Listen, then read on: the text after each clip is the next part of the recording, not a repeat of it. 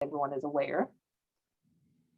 Also, across the bottom of your screen, you should see a transcript closed caption button, and you can use that to turn on, turn off, or to modify the transcript that is rolling on the bottom of the screen.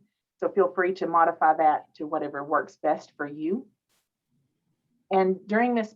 Strickland's presentation, if you will use the chat button to put out any questions, I'll be able to read those and kind of feed her the questions as we move along. We may save some of them for a Q&A session at the end.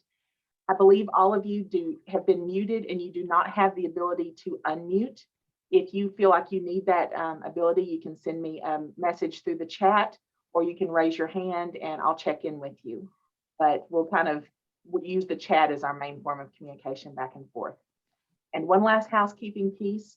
In the schedule, there is a feedback feature where you can give information or feedback on this session, and we would appreciate you doing that.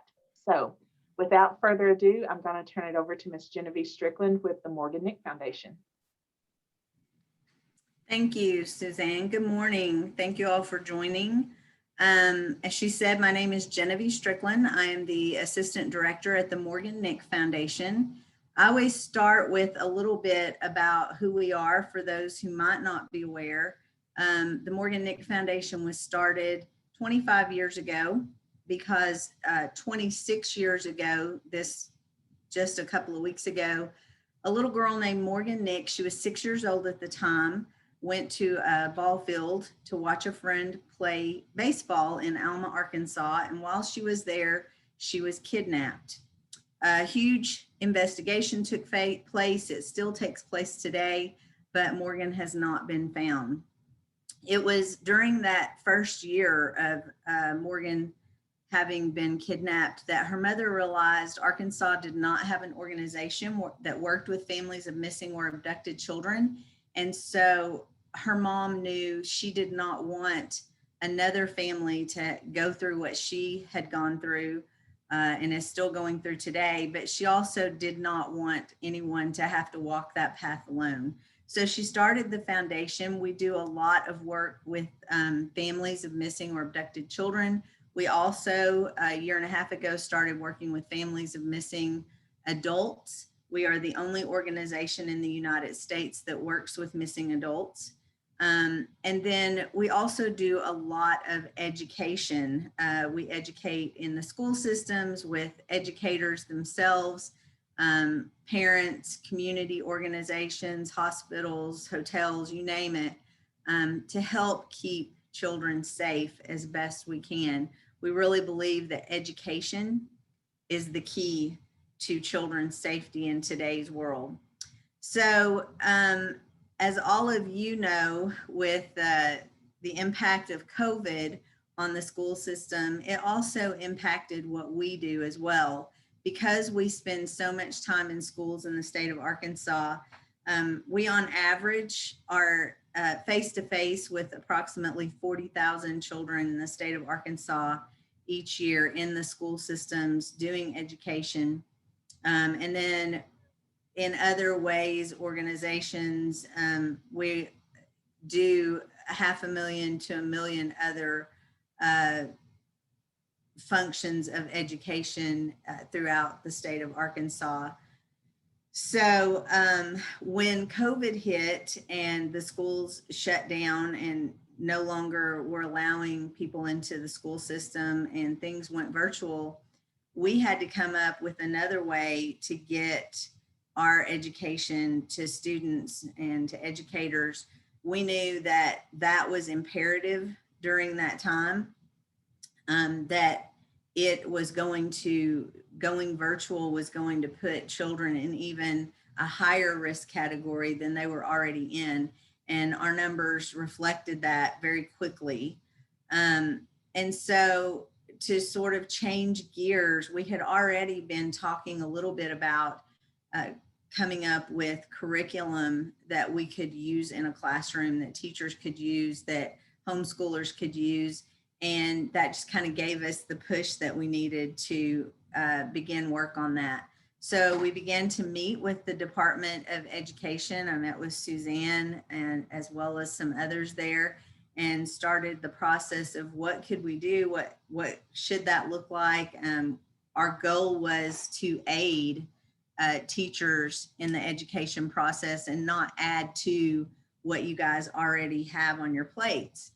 So we began to write curriculum, and it's basically the same things that we bring into the schools each time we're there. A lot of it is presentations that we do. They're age appropriate presentations. And we basically have turned those into a curriculum that is usable by a teacher in a classroom. It's usable by a parent at home. If they need to do virtual, it's usable for homeschooling, any form or fashion that you need or would like to use it. As I said, we didn't want to reinvent the wheel. We didn't want to add to what you guys already have. We know that you're already responsible for a lot of things each day. And so what we did was we attached this to Guide for Life. So that is kind of where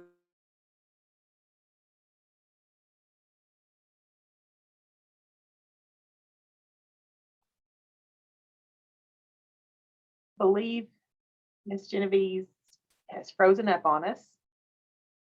Let's give her a second and see if her internet comes back.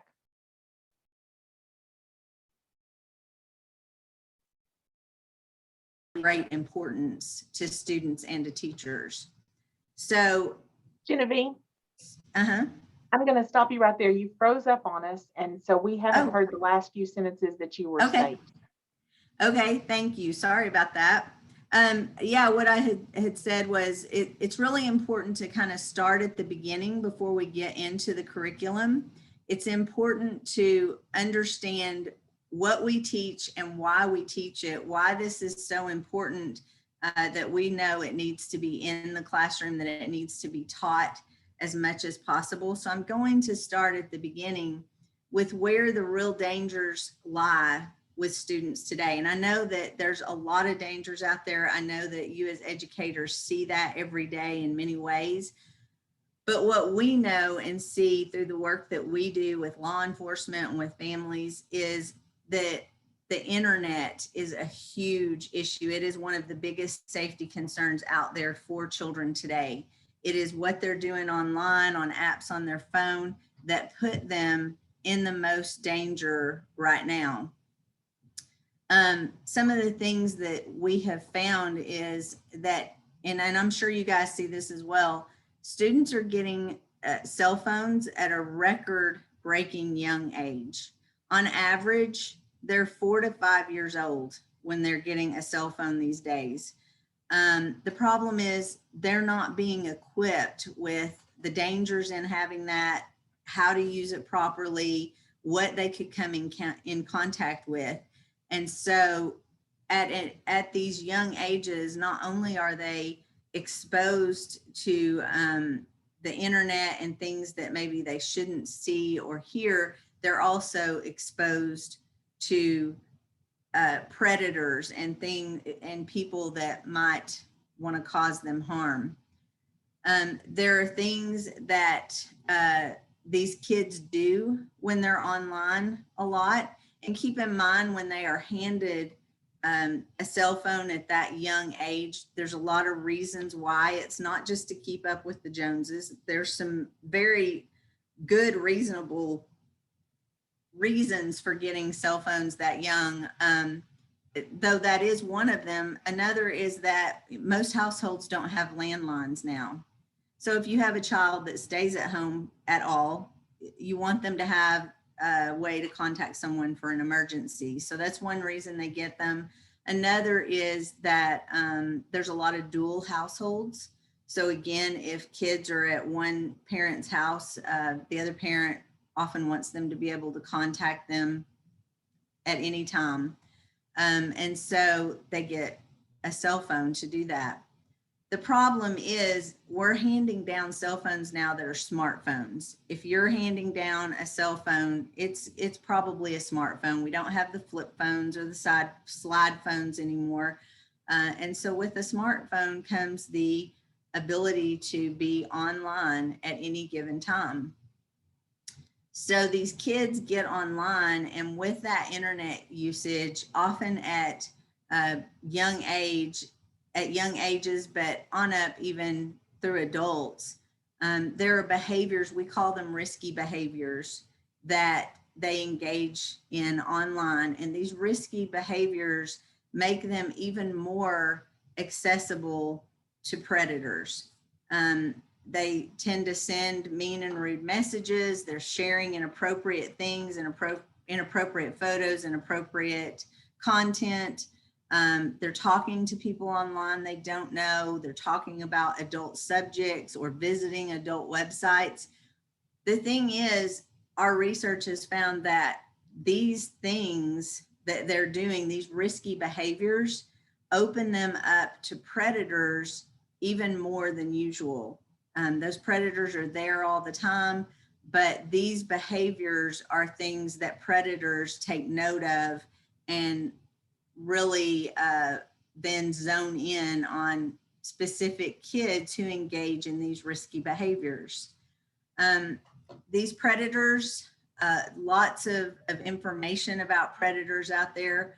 Oftentimes what we find is that the information about predators is often not accurate. So some of the things that we found it's really important to get across to these kids to understand is just the simple things of like, what is a predator?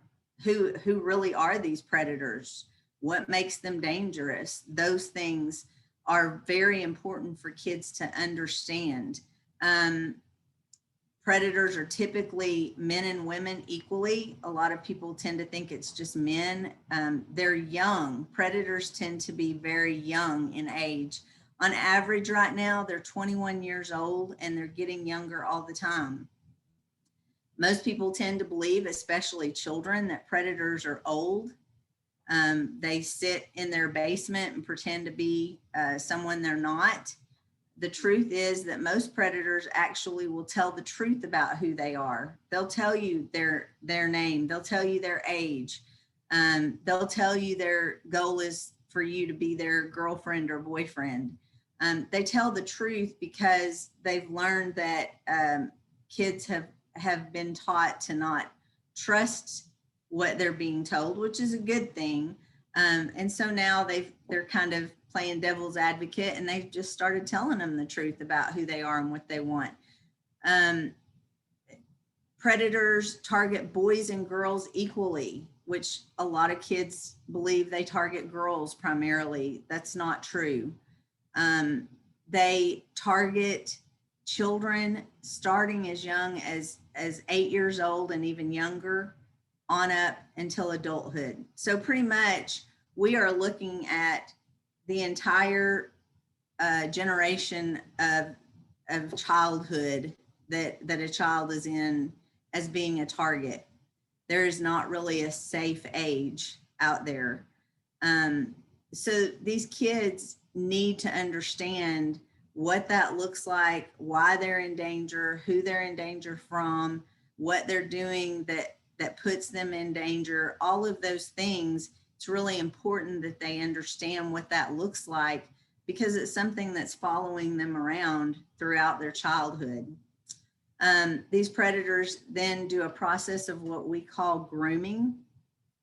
They groom kids, flatter them, buy them gifts, befriend them on social media. And we always, it's really important for teachers, for adults, for parents to understand this is a process that takes place over possibly years of time. This is not a quick thing that happens in an evening and it's done with. This is something that predators are spending months and even years to build these relationships with kids. They're there to be whoever these kids need them to be. So these kids who are at high risk, they are at even higher risk because of being at risk. For a predator, reaching out to them and basically being able to manipulate them and brainwash them into whatever they want them to do. I always make sure to let adults know and understand it does not matter how much we tell these kids not to befriend people online they don't know, not to talk to them, not to become their friend, not to meet them offline somewhere. The truth is they are. They know the rules, they know what they've been told, but they're still doing it. Therefore, these kids are still in real danger. They are befriended online on social media and then groomed for these predators. Eventually, they end up sharing adult images with them, asking for inappropriate images from them, discussing inappropriate topics, various things like that, which gets into a whole nother set of issues that we see with kids. And when I talk about inappropriate content, it isn't just the pictures that are being shared or sent back and forth. It's also things like drug use, drinking, all of those things end up being shown online, pictures where they're at parties, hate speech, which we all know and hear in the classroom is now just being converted to online on social media, lewd and offensive gestures, profanity. A lot of kids will use profanity in usernames, in everyday speech that they're using online. Of course, the pictures that are revealing, and then threats. And threats is a really interesting one because you have to understand the threats are not just threats that we think of as I'm going to do harm to someone, kill someone, beat them up. The other threats can come in forms of what kids often think are jokes or pranks that they're playing on people, or bullying that they do that can cause harm or can be a threat. So it's important that we understand what all of the inappropriate content really looks like, and then what the damage is that it does. All of these things can cause damage with kids getting into college.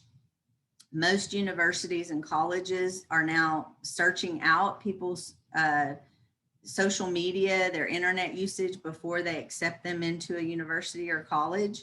If they don't like what they find, then they are not accepting them. So this can have some long-term lasting effects. Same with jobs. Most jobs, businesses search you out on social media, on the internet. Again, if they don't like what they find, they won't hire you. Or while you're working for them, if they don't like what they find, you can be fired. There are some long-lasting effects. Kids who want to go into the military are often searched out in great detail, especially for specialty positions. If they don't like what they find, you can lose those positions. You cannot get in. A lot of people, I think especially kids, tend to find this stuff a little overboard. Oh, it's not really like that, or that doesn't happen very often. The truth is, when I speak at universities, that's the number one thing that presidents of universities want me to get across to these kids today is the effects that these things have on their future, especially when it comes to getting into a college or university. They're not taking this lightly anymore. It's a very big issue. So again, these are things that kids need to be aware of and understand that can be causing them harm. Other things would be even just legally, some of the legal issues that can come from these things. Inappropriate, images can cause legal issues. Bullying, cyberbullying can cause legal issues. Hate speech, threats, all of those can cause legal issues. So they need to understand that aspect of it too. And I know when we do go in and talk to kids, most of them are very unaware of the legal implications to most of these things and how serious those legal implications can be. Cyberbullying, a big one. We get a lot of calls from schools every year that want us to come in and talk about cyberbullying, really direct the kids with what that looks like, how to handle it, what, again, the legal implications of that are, what the punishments in schools are, that kind of thing. So cyberbullying is a huge issue that has to be addressed in schools and with kids. The effects of cyberbullying, I know you guys probably have seen it, depression, suicide. Because of cyberbullying, suicide is on the rise and has been since about 2013. Anxiety, again, on the rise because of social media, because of cyberbullying and sexting, various things like that. Anxiety and suicide, again, on the rise. Drug abuse, a lot of social isolation, can happen due to bullying and cyberbullying. All of these things lead to a big issue that we see amongst kids today, and that is runaways. There's about 2.5 million runaways, teenage runaways every year in this country. 2.5 million. That's outrageous. The homeless population, more than half is made up of teenage runaways in this country. And about 5,000 of those 2 million die on the streets every year. That averages out to about 13 a day. So you think about that when you go to bed tonight, you'll have about 13 kids that died on the streets today as a runaway. Those numbers are outrageous. And so much of that is coming from all of these things that we've already talked about, where kids end up being overwhelmed and don't know what to do. They end up running because that looks like the only answer. Within 72 hours, 48 to 72 hours of a kid running away, they will be sexually assaulted, or someone will address them with an offer for trafficking. So runaways today are in real danger. It's a serious thing, and we have millions of runaways in this country. We have hundreds of thousands in this state every year. Those numbers just continue to rise, and so much of it, again, has to do with what they're doing online, on apps. It's a big player in all of these things that we talk about. Of course, their personal information is a big one, especially with the younger kids. The thing is, all these kids understand what their personal information is. They understand not to give it away, all of those basic details. It doesn't stop them from doing it, number one. But the other thing that they really need to learn and understand is that their personal information is out there just because they're online. It is with everyone. So they need to understand what that looks like. It's not enough anymore to just say to kids, don't give out your personal information. They need to know where that personal information is going, where are people like predators getting that information. There's a term that kids use with each other for social media called stalking, and they'll say, oh yeah, I stalked them on Facebook, or I Insta stalked them. Meaning they just looked somebody up and looked through all of their social media and got as much information about them as they could. That's exactly what a predator is doing to them. They are stalking them, getting as much information as they can to use against them. Something as basic and simple as that to us where it seems like an obvious thing can be a light bulb moment for a kid where they just kind of go, oh, never thought about them doing that to me. So these are the things that kids need to learn and understand and be made aware of as we get even further into this digital age, which, you know, if you think about it, the internet has only been around between 25, 30 years, really strong. That's not all that long. I mean, we're looking at really our first generations to have grown up never having known what it was like to not have the internet, to not have computers, to not have phones. And as we go, all of these things that we talk about now, every year just get more in depth, more intense, and need a little bit deeper understanding than it did before. As these kids get more tech savvy, so do the bad guys. They get more tech savvy too. They're always a step ahead.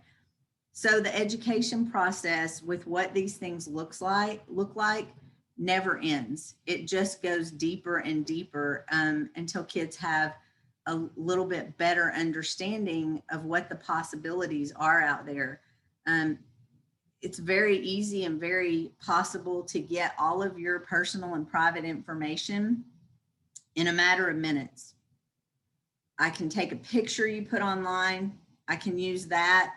I can get all of the information just from a picture you post that I need about you, your name, your age, your birth date, your cell phone number, your address, how many people live there, their names and birth dates and cell phone numbers, you name it. The list goes on and on and on. And even if I'm not a computer savvy person, there's a lot of programs and things available that can do it for me in a matter of minutes. So it's very easy to get any information that you need on someone. It's easy for a predator to get that information on these kids as well. Sexting, another one that goes right along with the inappropriate content. Sexting is huge amongst kids.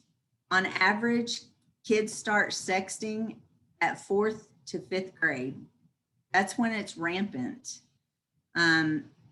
They are sexting everybody. The pictures are out there forever. By the time they get to high school, that tends to slow down, according to what we've learned. But there's a lot of inappropriate photos that can be spread around between 4th grade and high school. And the thing is, those photos are out there forever. You can't get rid of anything that you've put online. It's available for the rest of your life. It can appear at the worst time. There's also legal consequences for this. It's illegal to sext. You can get a felony. You can end up with a charge of a sexual offender and have to register as a sexual offender for the rest of your life.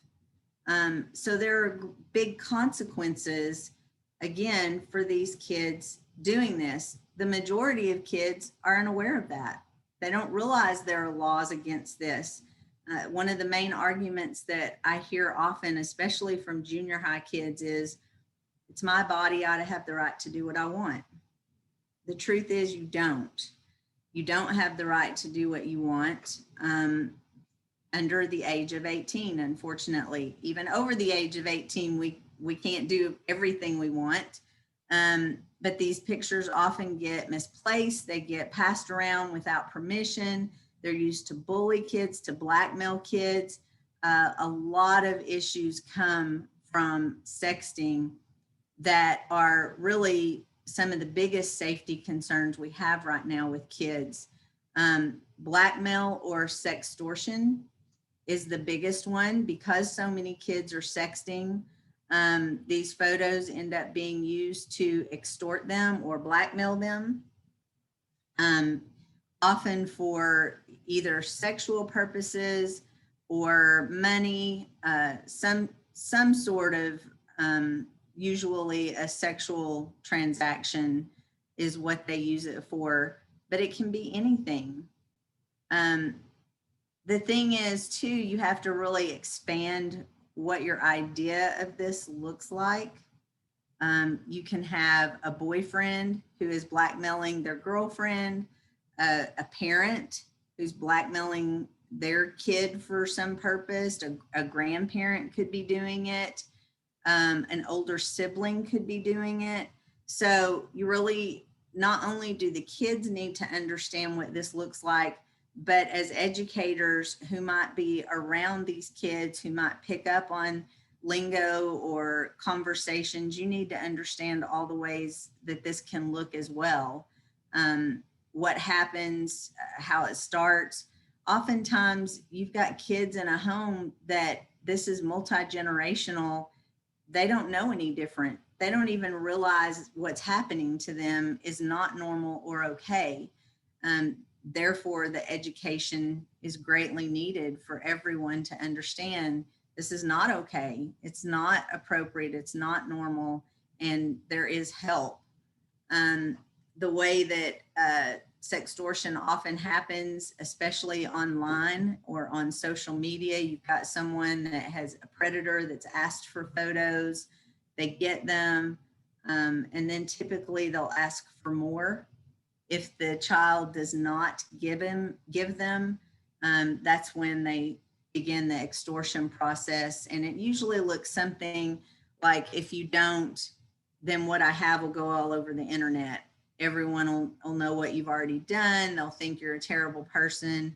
So you need to give me what you want. And if you really think about the age of these kids, the mentality, they don't know what to do. They don't know how to get out of it.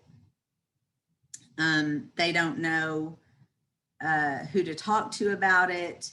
And so they end up giving them, the predator, what they want, just to feel like they have a little bit of control, I guess, and to keep from having their photos put all over the internet, or a parent finding out, or their friends finding out, that kind of thing. Oftentimes, this can also be a result of bullying or cyberbullying, where you get older kids that are maybe asking younger kids for photos, and the younger kids are afraid to say no to an older one, something like that. There is a potential for bullying or cyberbullying charges to be filed as well in those situations. So there are just lots of aspects to these kinds of things. As of right now, our numbers are showing that about 78 to 85% of kids have been a part of sexting in some form or fashion. Those are pretty high numbers, which means the odds of educators running across kids who are involved in this are pretty good odds that you're going to run across that. It is boys and girls alike. Primarily, the number for girls is still a little bit higher, but that's beginning to even out pretty quickly.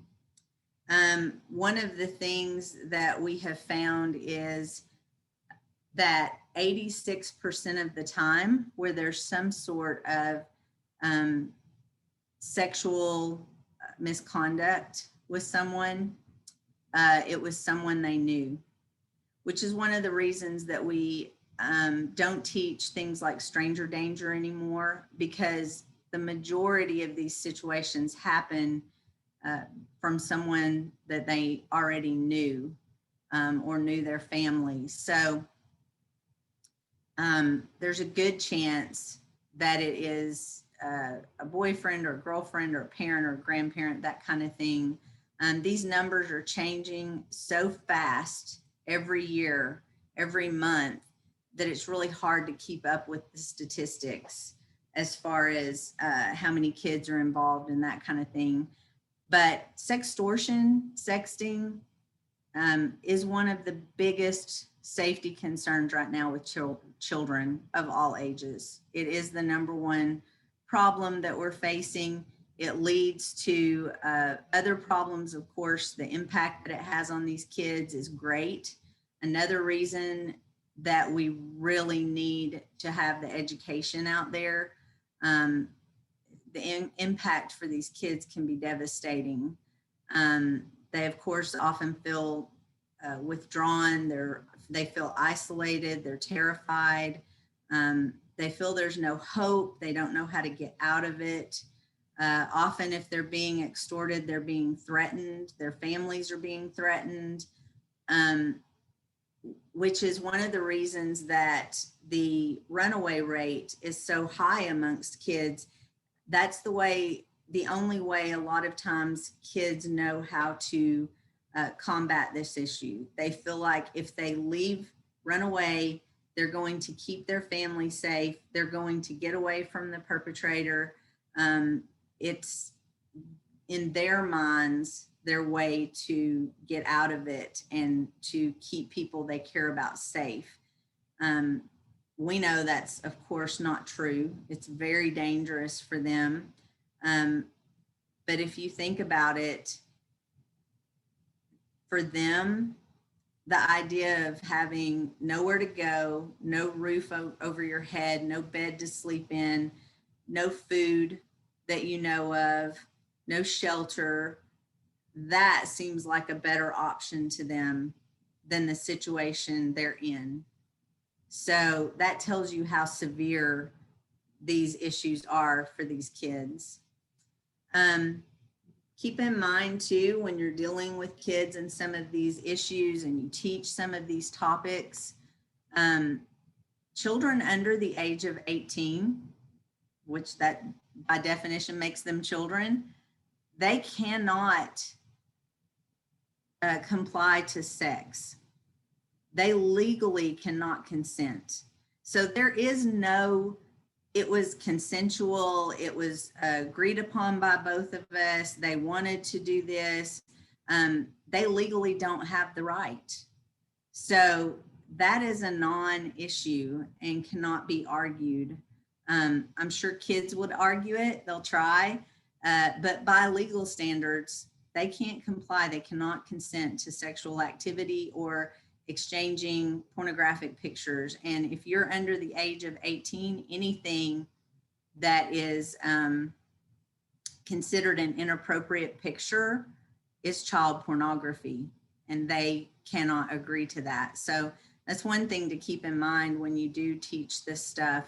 There isn't a consensual age until 18.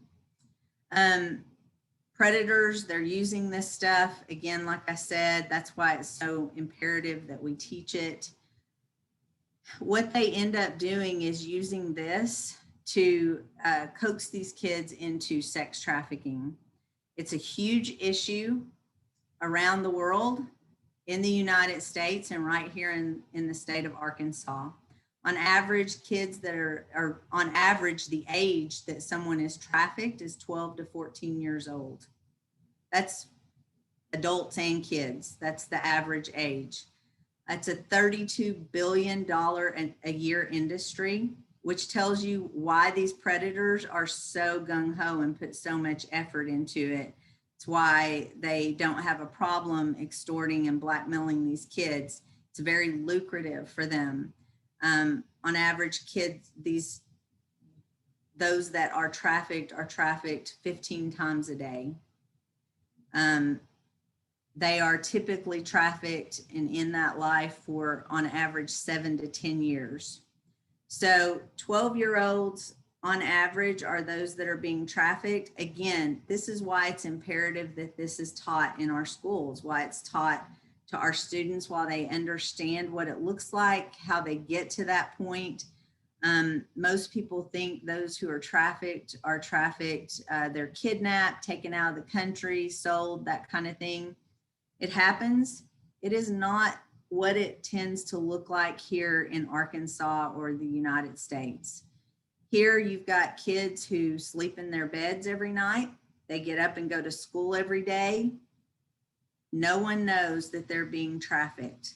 That's why it is, again, so important that our educators and our students understand how they get to that point, what it looks like, that there are people around them that are being trafficked. I guarantee you, every person that is on this Zoom today has someone in their school district, probably multiple someones, who are being trafficked right now. It is one of the fastest growing crimes around. And within a few years, Arkansas will be the capital of trafficking in the United States. That's how fast it is growing here. It's everywhere. And our kids need to understand how that looks. So it's through all of these things that we teach these kids. And there's many more besides these, but it's this buildup of things that I've gone over that we said we really need to have education that is on a much more regular basis with our kids. It needs to be repetitive, more than once a year or every couple of years with our kids. We all know that repetition is the greatest way that kids learn. So we got with ADE and said, how can we put these into a classroom curriculum format that our teachers can use with ease? We don't want to add extra to what they already have to do, but it's really important that kids understand these lessons and what these things look like. So they suggested we look at the Guide for Life, and we basically matched all of our lessons to Guide for Life. So each lesson that we teach, it shows you at the top where it's matched at Guide for Life. This is one of our K through 2 lessons. They're all age appropriate. We have K through 2, 3, 4, 5 through 8, and 9 through 12 ages. They're divided on our site in that order. But you can see at the top that this is where it shows you how it links to Guide for Life.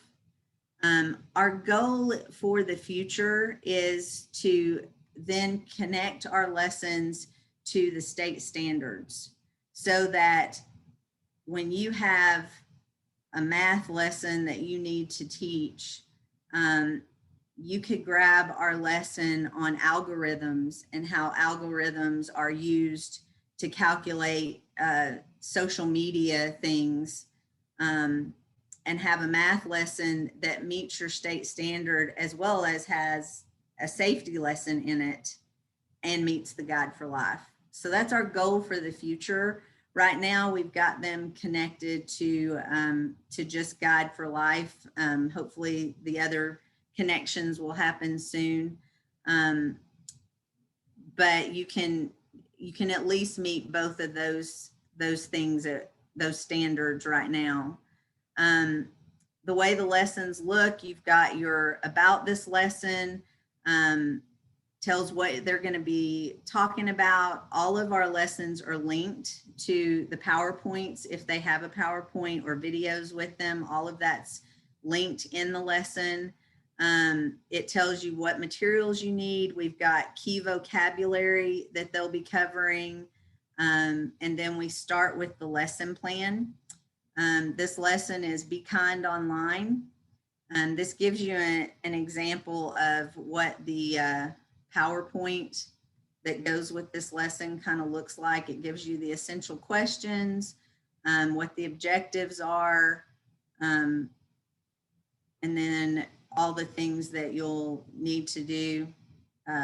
This is a video. You would be able to click on the video in the lesson. Not going to run that. And then just continues towards the end.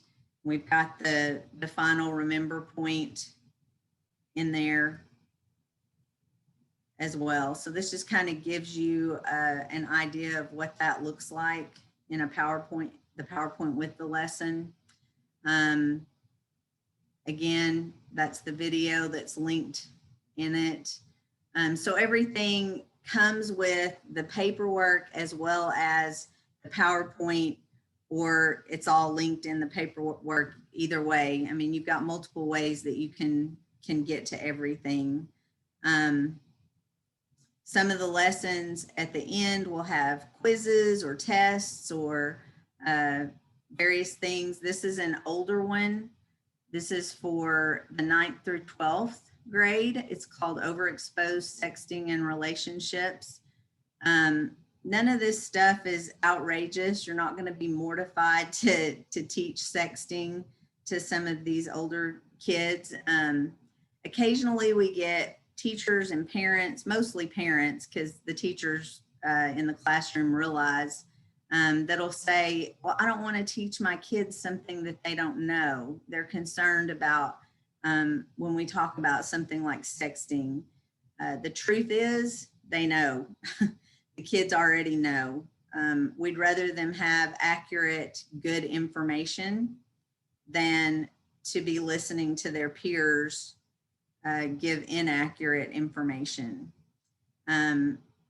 So this lesson has a take action side to it that gives some options for the class to do. This one is kind of a what if, what should you do if someone asks you to share a photo? How can you handle that? That kind of thing.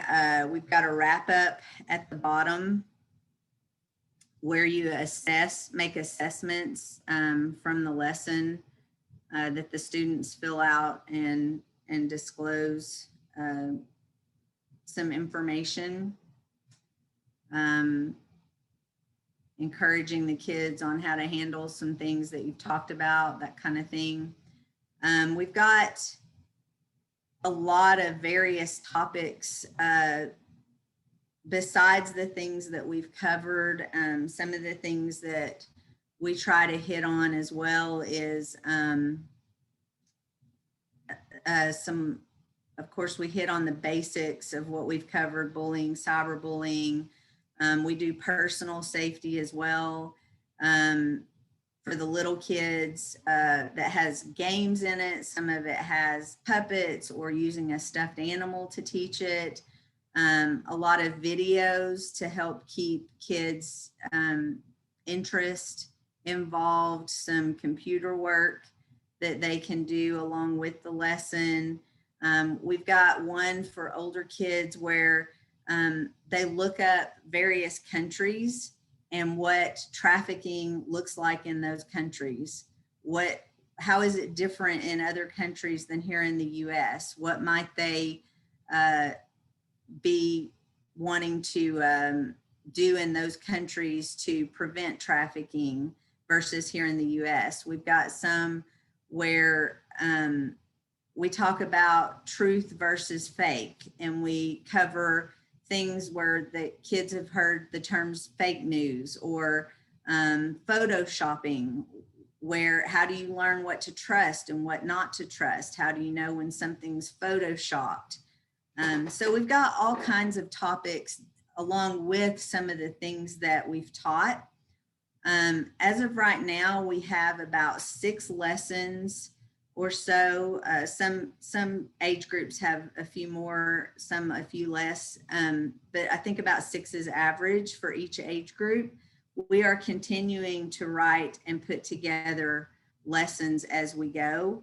One of the things that we really would like to do is to put together a team of teachers to help come up with lessons that they see as needed in the classroom. That's one of our projects we'd like to put together with this.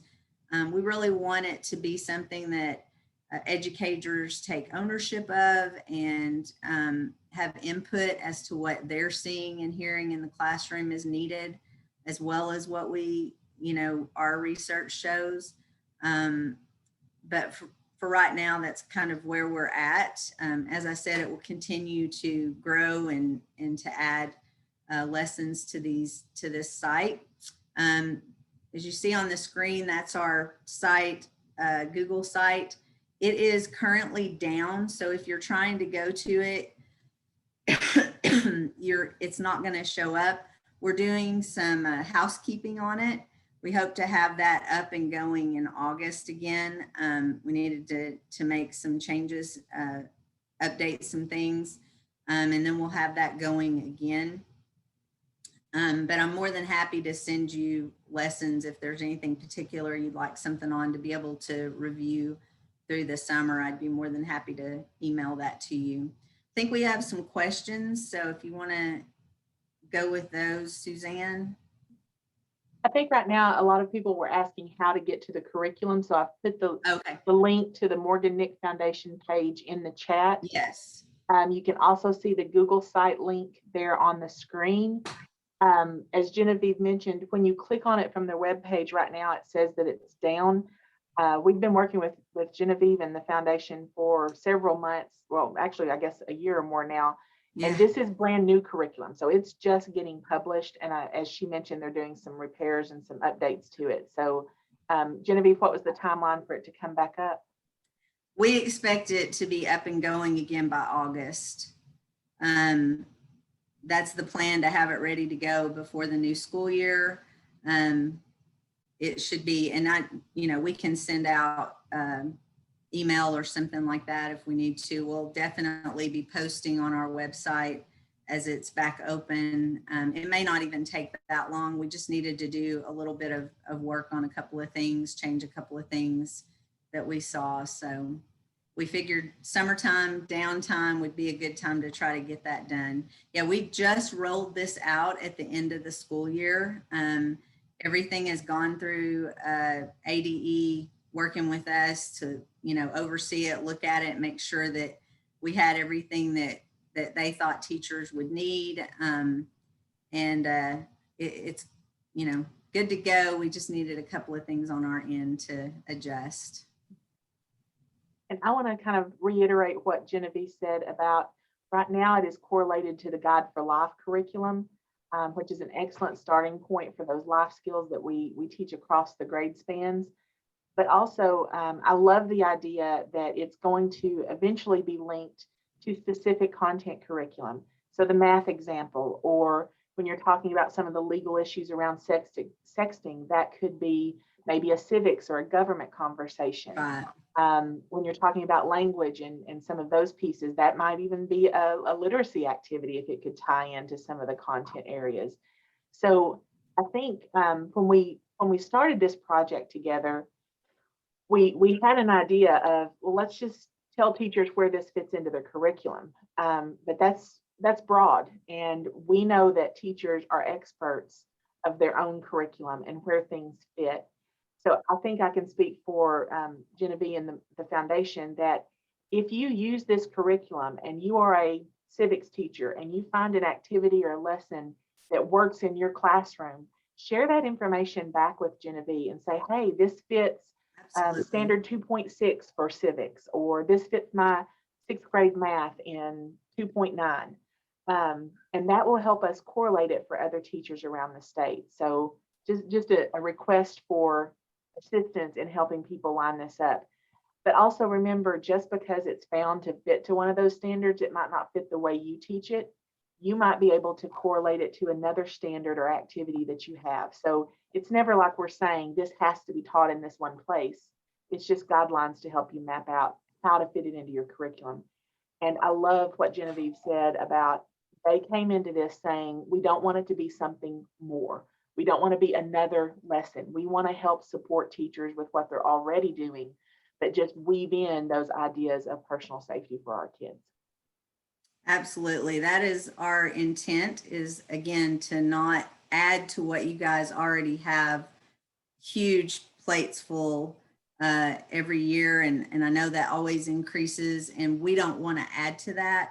We want to help with that by being able to include it in what you're already doing. So that's our goal. I know we've got some lessons that are going to will clearly coordinate with literacy or English, because there are reading books involved with it, and writing projects involved with it. So I don't think it'll, we worked with Suzanne Job as well as Suzanne Jones, and both of them have talked before about pretty easily, I think a lot of the lessons we have will be able to connect to the state standards fairly easily in some form or multiple forms. So I don't think that aspect will be far down the road or too hard to do. And that way, hopefully you can get as much in at one time as possible and not feel like, oh, I've got to find a way to add this to our day. That's our goal. So yeah, any ideas that you have, any suggestions about what you're seeing or hearing around your school needs to be addressed, we are more than happy to take that and work with it. Again, that's our goal. We know you guys see and hear the most, and we want to aid you in any way we can. So feel free to shoot those ideas back to us and we'll take them and run with them. Or if you'd like to work with us on this, we would love that too. That would be great. It could give you hours. I think you can get some PD hours doing that. You know, however that would work for you. But we hope that you like this curriculum. Any, you know, critiques that you have of it, we're more than willing to hear them. This is new for us. But we know from what we see in our research and our work that we do at the office, it's extremely needed. These kids face a lot of dangers out there, and this is very important to their well-being, that they understand what those dangers really look like and how to combat them. We've got a few other questions in the chat around the recording. I do appreciate everyone's agreement in letting us record this, and thank you, Genevieve, for letting me record it. Absolutely. I've put the link to the DESE Safe Schools page, the training page. This recording will be posted there as soon as I can get it up. I'm also going to work with our summit conference people and see if I can get the recording added to the pre-recorded sessions that are offered at Summit. I don't know if that will happen, but I'll try. And someone asked if they could play this recording for a group. I would say if you point anyone towards this link, they are welcome to watch it. If you're doing professional development back at your school and you'd like to play this for someone, I don't think Genevieve would have a problem with that. It's the goal is to get the information out to the educators. So yes, feel free to use the recording to help us reach as many educators as possible. Yes, and absolutely. To Genevieve's point of letting everyone know when the curriculum is back up, if you, as you get to the DESE Safe Schools page, that's my role. I'm the Safe Schools coordinator, and I'm trying to host a lot of sessions around these topics, the various topics of a safe school environment. So you'll see several things there. You'll see a previous session that Genevieve did for us. The recording is there as well. But I will send out an email to all of my people or through my distribution list when the curriculum comes back up. And if you want to get on my emailing list, I will put my email address in the chat. Feel free to send me a message. And with that, I do think people are beginning to drop off. We're at the top of the hour. So if you want to hang on for just a minute and see my email address, I'll pop it in. But I'll also say goodbye to everyone and thank you for joining us. Thank you, Genevieve. And don't forget the feedback feature in Sched. We'd love to hear your comments.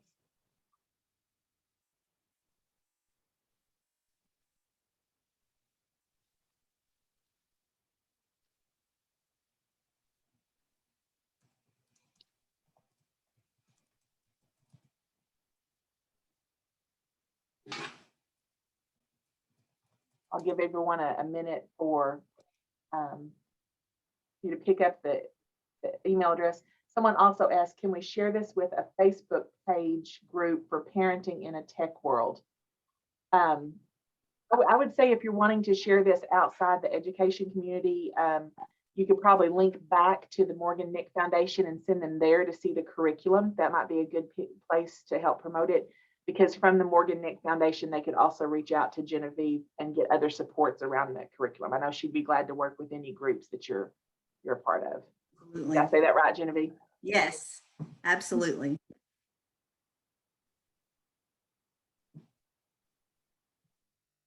Okay, thank you. As always, you've done a great job. It's great to work with you, and I look forward to our next session. Thank you. Bye, everyone. Have a great day.